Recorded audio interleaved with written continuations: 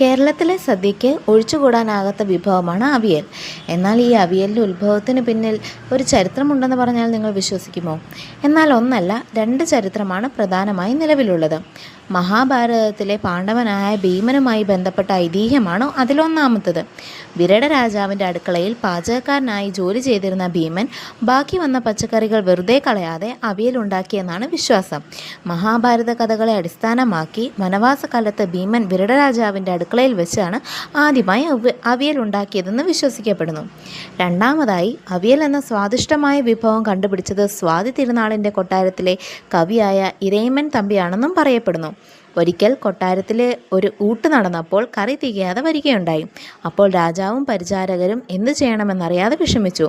ബുദ്ധിമാനായ ഇരയിമ്മൻ തമ്പി പാചകശാലയിൽ പോയി നോക്കിയപ്പോൾ കണ്ടത് കറിക്കരിഞ്ഞു കൂട്ടിയ പച്ചക്കറികളിൽ കുറേ ഭാഗങ്ങൾ വെറുതെ കളഞ്ഞിരിക്കുന്നതാണ്.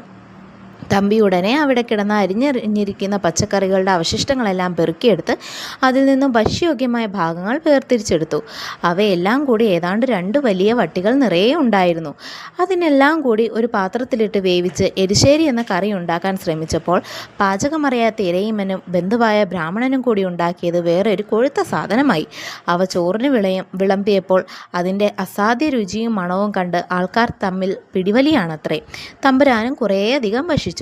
പിന്നീട് ഈ സാധനം ഇരയിമ്മൻ തമ്പി അവിയൽ എന്ന് പേരിടുകയും അതിനെ നേരത്തെ ഉണ്ടാക്കിയ രീതിയിൽ ഒന്നുകൂടെ ഉണ്ടാക്കുകയും ചെയ്തു. ഇങ്ങനൊരു ചരിത്രം നിങ്ങൾക്കറിയായിരുന്നോ? അറിയാമെങ്കിൽ ഒന്ന് കമൻറ്റ് ചെയ്യണേ.